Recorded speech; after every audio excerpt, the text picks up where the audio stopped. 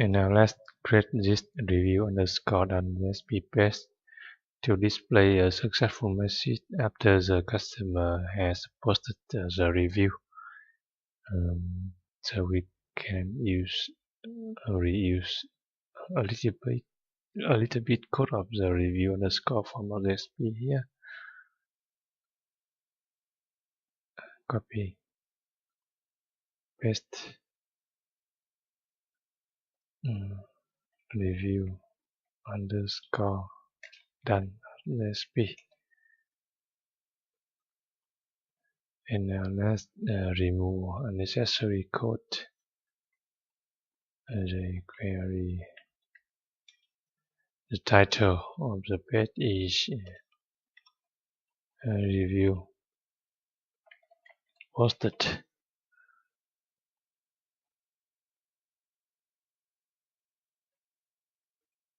No need to have form, so delete this. Delete all the JavaScript here. Delete the form, delete the buttons. We keep only the reviews, customer name, book title, book image, and here is